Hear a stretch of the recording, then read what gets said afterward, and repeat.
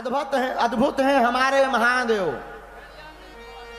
इनकी लीला का क्या कहना। इसलिए भैया महाकालेश्वर हम गए इसलिए ये कथा नहीं बताई। भागवत कथा में भी भोले बाबा का बड़ा महत्व है। हाँ, क्या महत्व है। भागवत कथा के वक्ता श्री सुखदेव जी महाराज इन्हीं का ही रूप है। बोलो हर हर महादेव। जब वेद व्यास जी ने भगवान शंकर की तपस्या की तो भगवान शंकर ने वरदान देते हुए कहा, जाओ हम तुम्हारे घर पर संतति रूप में आवेंगे और श्रीमद् भागवत महापुराण का प्रचार करेंगे। कल जब श्रीमद् भागवत महापुराण की कल की कथा में रचना हो गई तो श्री व्यास जी के मन में विचार आया, अब इसका प्रचार कौन करेगा। देखो भैया, बनाना सरल है पर दुनिया तक पहुंचाना बड़ा कठिन है। बोलो जय सिया राम। जोर से बोल दो, और जोर से बोल दो, जरा और जोर से बोलो। भैया वेद व्यास जी को अपने पुत्र सुखदेव जी की याद आ गई। सुखदेव जी कौन है। आहा हा।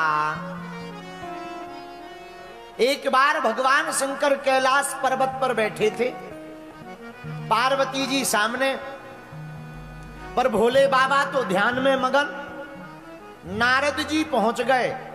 कौन पहुंच गया। नारद जी। नारद जी पार्वती जी को उकसाते हुए बोले, मैया आप तो भोले बाबा को बहुत मानती हो, भोले बाबा भी आपको मानते हैं, पर तुम्हें भोले बाबा के सभी राजों का रहस्यों का पता नहीं होगा। पार्वती जी बोली, नारद जी हम तुम्हें जानते हैं, एक दूसरे में लड़ाई फंसाकर मजा लेने का तुम्हारा पुराना काम है, हम तुम्हें जानते हैं, हमें बातें मत बनाओ। नारद जी बोले, मैया हम बातें नहीं बना रहे, सच सच बतावे। भोले बाबा जो गले में मुंडों की माला पहनते हैं तुम्हें पता है वो किसकी है। पार्वती जी बोली, हमें पता नहीं है। नारद जी बोले, तुम्हें तो फिर ये भी पता नहीं होगा कि भस्म किसकी रमाए। पार्वती जी बोली, ये भी हमें पता नहीं है। तो नारद जी बोले, महाराज मैया फिर तो एक और बात तुम्हें पता नहीं होगी। बोले क्या। बोले इनकी पहले भी एक शादी हो चुकी है। पार्वती जी बोले, हाँ। नारद जी बोले, तो पार्वती जी बोले, बताओ वो कहां रहती हमारी सौतन। नारद जी बोले, अब हमें उसका ठिकाना तो पता नहीं है, भोले ही बाबा से पूछो, अपन तो जय चले श्रीमन नारायण नारायण। नारद जी चले गए। अब तो पार्वती जी के दिमाग में वही बात घूमे। और कोई भी भाई धर्म पत्नी कोई भी हो, सौतन की बात आ जाए आग लग जाती है। बोलो सीताराम। जोर से बोलो। चाहे कोई मजाक में भी कह दे आग लग जावे। बोलो जय हनुमान जी की। पार्वती जी बैठी कि अब जागने दो भोले बाबा को, अभी मजा लेते हैं। अब भोले बाबा जागे समाधि से, राम राम राम राम राम सीताराम सीताराम सीताराम। पार्वती जी बोली, हमारी सौतन से करो सीताराम, हमसे मत करो। भोले बाबा बोले, क्या बात है देवी जी, आज तो उठते ही ना प्रणाम ना आरती ना बंदन, सीधा सा उल्टा सीधा प्रवचन मंगलाचरण हो रहा है, क्या बात है। पार्वती जी बोली, हमें बात ही नहीं करनी, जब तुम पहले ही शादी कर चुके तो हमें बताया क्यों नहीं आता। भोले बाबा ने कहा, ये कौन सी खाज फंस गई। भोले बाबा बोले, देवी जी एक बात बताओ, नारद जी तो नहीं आए थे। पार्वती जी धीरे से हिला के बोली, हाँ वो आए तो थे। शंकर जी बोले, तब तो कुशल है, बातों से काम चल रहा, ये जहां भी जाते हैं सीधा लट्ठी उठवा देते हैं। बोलो जय हनुमान जी की। क्या हो गया, आप क्यों नाराज बैठी हो। पार्वती जी बोली, महाराज हमने सुना आपकी पहले शादी हो चुकी। भोले बाबा बोले, सही बात है। पार्वती जी बोली, महाराज अब बात तो बाद में होगी, पहले ये बताओ ये मुंड किसके हैं, ये जो मुंडों की माला है ये किसकी खोपड़ियां हैं। शंकर जी बोले, बताएंगे। और कोई प्रश्न। हाँ महाराज, ये जो भस्म है ये किसकी है। अब भगवान शंकर ने पार्वती जी को बैठाया सामने। बैठो देवी जी। आपने सही सुना, हमारा पहले भी विवाह हो चुका। किसके साथ महाराज? मुस्कुराते हुए त्रिभुवनपति भूत भावन महादेव बोले, देवी हमारा विवाह किसी और के साथ नहीं, तुम्हारे ही साथ हुआ। पूर्व जन्म में तुम सती थी, इस जन्म में तुम पार्वती बन गई हो। अच्छा महाराज, महाराज ये मुंडों की माला किसकी है? बोले बाबा बोले ये भी तुम्हारी है। हमारी महाराज? हाँ, जितने मुंड हैं इतनी बार तुम जन्म ले चुकी, शरीर त्याग चुकी, और हम तुमसे इतना प्रेम करते कि जब भी तुम शरीर त्यागती हो तुम्हारे मुंडों की माला बनाकर हम अपने हृदय के पास सदा रखते हैं। पार्वती जी बोली महाराज रुकियो रुकियो रुकियो रुकियो रुकियो, केवल हम ही भर गए, आप एक भी बार गायब नहीं भये? क्या हम ही भर गए, आप एक भी बार नहीं गए? बोले बाबा बोले देवी जी हमने अमर कथा को सुन रखा है, और जो अमर कथा को सुन लेता है वो फिर अमर हो जाता, मरता नहीं है। पार्वती जी बोली महाराज वो जो भी कथा जड़ी बूटी हो हमें और खिवाए दो, कौन लफड़ों में पड़े बार बार, कम से कम अगली बार ये शक तो पैदा नहीं होगा। बोलो जय बजरंगबली। अच्छा, पर तीसरी बात नहीं बताई महाराज, ये भस्म किसकी है? बोले बाबा बोले दो लोगों की। कौन कौन की? एक बोले जब तुम शरीर त्यागती हो तो हम तुमसे इतना प्रेम करते कि तुम्हारी देह जब भस्मीभूत हो जाती तब उसी भस्म में हम लौटने लगते हैं। और दूसरा, राम भक्तों की भस्म हम अपने तन पर लगाते हैं। अच्छा महाराज, बाबा अब बातें मत बनाओ, हम इतने बार चले गए, आप एक भी बार नहीं गए, वो बूटी हमें भी खवाओ। बोले बाबा बोले वो खवाई नहीं जाती, सुनाई जाती है, पिलाई जाती है। महाराज पिलाओ, अभी बर्तन ला रहे हम। नहीं नहीं नहीं नहीं, बर्तन से नहीं पिलाई जाती, फिर कानों से पीना पड़ता है। अच्छा महाराज, कानों से कौन सी बूटी? अरे भैया, बोले बाबा बोले देवी जी वो कोई और बूटी नहीं है, राम कथा ही अमर कथा है, कृष्ण कथा ही अमर कथा है। जो भी इस कथा को भाव पूर्वक सुनेगा, सिद्धांत पूर्वक सुनेगा, भैया वह मौत से परे हो जाएगा, मौत उसका बाल बांका नहीं करेगी, वह उसका तन जरूर मर जाएगा पर आत्मा को कोई नहीं मार सकता है। महाराज हमें भी वो कथा का रसपान कराओ।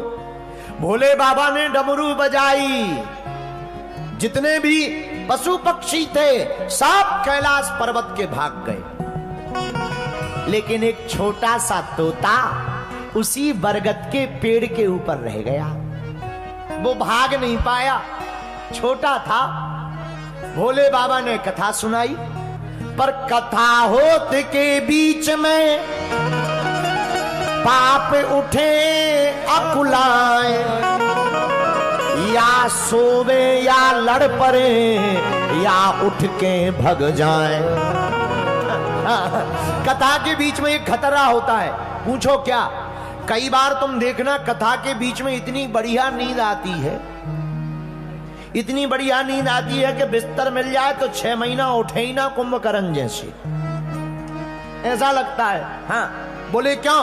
बोले कथा होते के बीच में पाप उठे अकुलाए, जो भीतर पाप रहते उन्हें लगने लगता अब हमें हाउस खाली करना पड़ेगा क्या, अब हमें भागना पड़ेगा क्या? एक काम करो, इसको ही कथा से उठा दो, ये कथा से उठ जाएगा तो हमें अंदर से भागना नहीं पड़ेगा। बोलो जय बजरंगबली। इसलिए तुम देखना कथा में जितनी दुनिया की बातें याद आती कहीं नहीं आती।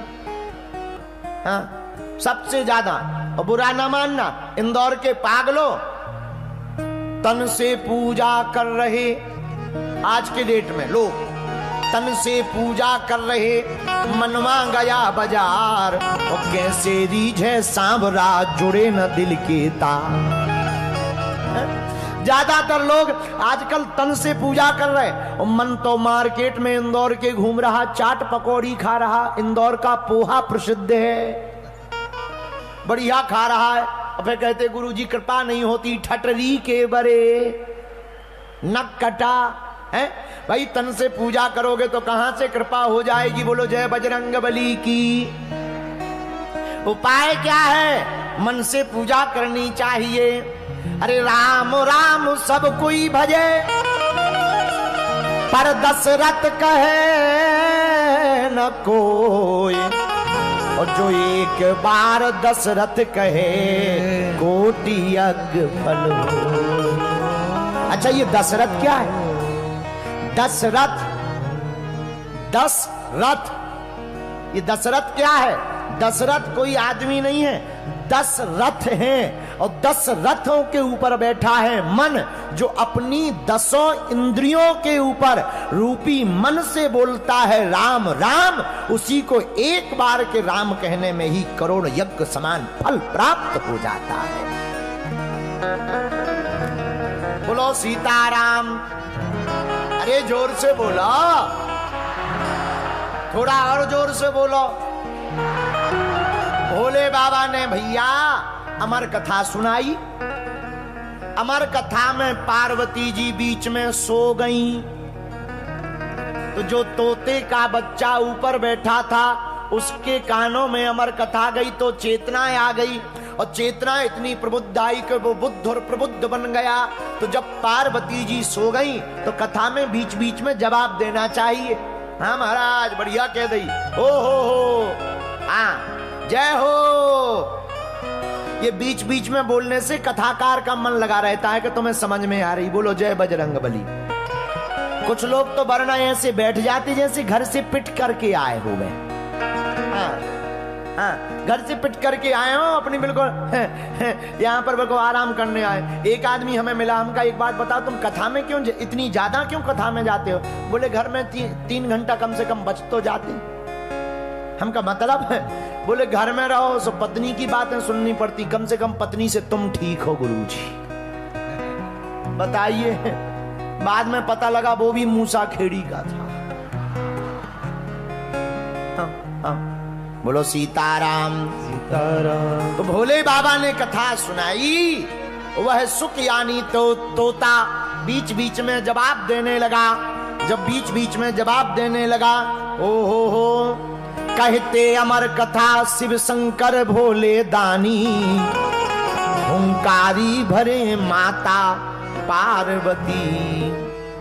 पार्वती जी हुंकार भरती नहीं, पर मध्य में ही वह जब पार्वती जी सो गई तो तोता ने हुंकार भरी। जब कथा पूरी हो गई और कथा विराम हुई तो भोले बाबा ने पार्वती जी से पूछा, काओ देवी जी कथा सुनी? हाँ महाराज। अच्छा पूरी सुनी? हाँ महाराज। सुनाओ हमने क्या क्या सुनाया? तो जहां तक उन्होंने सुनी थी सो तो पार्वती जी ने बढ़िया सुना दी। जहां से सो गई थी वहां से ही वो भोपाल सागर की रास्ते चलने लगी। भोले बाबा बोले, देवी जी गड़बड़ है, लगता है तुम सो गई थी। धीरे से पार्वती जी बोली, जी महाराज, पर एक बात बताओ, हुंकार किसने भरी? आहा हा। जब भोले बाबा ने धरि ध्यान, देखो भोले बाबा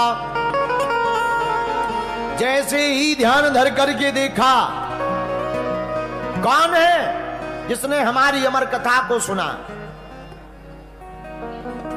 तो कोई ऊपर तोता दिखाई पड़ा, हाथ में त्रिशूल भोले बाबा ने लिया। दंडत करन हेतु शिव दौड़े, झट त्रिशूल कर धार्यो। दंडत करने के लिए त्रिशूल हाथ में लिया, हम मार देंगे। तुमने हमारी कथा चोरी से सुन ली है। वो तोता प्राण बचा करके भागा, बड़ी दूर तक भागा। आगे आगे तोता, पीछे पीछे शंकर जी। इनका नाम ही है भोले बाबा। पीछे पीछे भोले बाबा, आगे आगे तोता। वो तोता भागता भागता कहीं जगह नहीं मिली तो वेद व्यास जी की पत्नी धान फटक रही थी, धान। उसी समय उनको जमुहाई आई, और जैसे ही जमुहाई आई वह छोटा सा तोते का बच्चा मुख के द्वारा उन वेद व्यास जी की पत्नी के पेट में चला गया। अब भोले बाबा आए त्रिशूल लेकर के, वेद व्यास जी से बोले, हे महाराज तुम्हारे घर में हमारा दुश्मन घुस गया है, भेजो उसे बाहर। वेदव्यास जी बोले महाराज आपका कौन शत्रु? बोले बाबा बोले एक चोर है, चोर, उसने हमारी कथा चुरा ली। तो वेदव्यास जी बोले महाराज जी कौन सी कथा? अमर कथा, उसने हमारी अमर कथा सुन ली। वेदव्यास जी बोले बाबा अब उसका करोगे क्या? बोले बाबा बोले त्रिशूल मार करके मारेंगे। वेदव्यास जी बोले ले तुम भोले के भोले ही रहे पक्के। बोले क्यों? बोले जब उसने अमर कथा सुन ली तो अमर कथा का फल क्या है? वो कभी मरेगा नहीं, जब मरेगा नहीं तो तुम्हारे त्रिशूल से कैसे मर जाएगा? तब भोले बाबा को याद आया, अरे राम राम राम राम राम राम राम राम, अब तो भैया हम जे चले। भोले बाबा चले गए, 12 वर्ष तक रहे माता जी की कोख में। 12 वर्ष बाद वेदव्यास जी ने कहा भैया जो भी हो सो बाहर आ जाओ। तो भीतर से आवाज आई, पिताजी हम बाहर आएंगे, तुम हमें लफड़े में फंसा दोगे, शादी करवा दोगे, गृहस्थ में पढ़वा दोगे, हमें प्रपंच में पढ़ना नहीं। वेदव्यास जी बोले चिंता मत करो, हमको मोह नहीं सताएगा, तुम बाहर आओ। बोलो जय बजरंगबली। अब 12 वर्ष बाद जब वेदव्यास जी की धर्मपत्नी के कोख से वह प्रकट भय तो कोई और नहीं, भागवत की महिमा को जन जन तक पहुंचाने वाले परमहंस श्री सुखदेव जी महाराज प्रकट हो गए हैं। बोलो सुखदेव भगवान की जय हो। अब भैया जैसे ही प्रकट भय तो वेदव्यास जी महाराज 12 वर्ष गर्भ में रहे, आश्वासन प्रभु से पाए। तो महीना व्यापे माया कब हूं सुन के बाहर आई। आपको जो है माया नहीं सताएगी। जब 12 वर्ष बाद प्रकट भय तो जन्मते ही सुखदेव जी महाराज ने घर छोड़ दिया और घर छोड़ करके वन में आ गए। वेदव्यास जी कुछ देर तक तो दूर दूर तक पीछे पीछे गए। यम प्रभजन्तमनुपेतम पेति कृत्यम द्वैपायनो विरह कातर्या पुत्रेति तन्मयतया तर्वो विनेदु सर्वभूति हृदयम मुनिमानतोस्मि। पुत्र के पीछे बहुत दूर तक भागे पर सुखदेव जी महाराज नहीं रुके, वन में आकर बैठ गए। पर भैया जो बालक घर छोड़कर चला गया था वही बालक भागवत भगवान की कृपा से पुनः घर आया। कैसे? जब 18,000 श्लोकों की संगता भागवत लिख दी तो व्यास जी ने अपने शिष्यों को भागवत के श्लोक सिखाए। यहां वहां जाकर श्लोक गाओ। सुंदर सुंदर मधुर मधुर श्लोक गाने लगे। जहां सुखदेव जी ध्यान कर रहे थे तो एक शिष्य ने, वेदव्यास जी के शिष्य ने श्लोक गाया, भगवान की सौंदर्य रूप के बारे में गाया। बरहा पीडम नटवर बपु कर्णयो कर्णिकारम बिभ्रतवासः कनिककपिसं वैजयन्तीं चमालाम् रंध्रान वेणोरधर सुधया पूरयन् गोप वृंदे वृंदारण्यम स्वपद रमणम प्राविशद गीत। आहा, मधुर मधुर श्लोकों का गान श्री सुखदेव जी के सन्मुख वेदव्यास जी के शिष्य ने गाया। क्या कहा? बोले बरहा पीडम नट बर बपू। कोई इतना सुंदर है, कितना सुंदर। बोले कोई सांवरा है, बड़ा प्यारा सलोना है, नंद नंदन है। भैया उनके स्वरूप का क्या कहना। पीला पीतांबर पहन रखा है, सुनहरी कोर है जिस पीतांबर की बिजली सी चमक रही है, धारण किए हुए पीतांबर है, गले में काली कामरिया बांधे हुए हैं, सिर पर मयूर पंख लगाए हुए हैं, कानों में मकराकृति के कुंडल धारण किए हुए हैं, गले में बैजंती माला धारण किए हुए हैं। श्री धाम वृंदावन में यमुना के किनारे कदम्ब के वृक्ष के नीचे ठाकुर जी खड़े हुए हैं, 3 जगह से टेढ़े हैं, हाथ में बांसुरी लिए हुए हैं, बांसुरी की मधुर मधुर तान को सुना रहे हैं।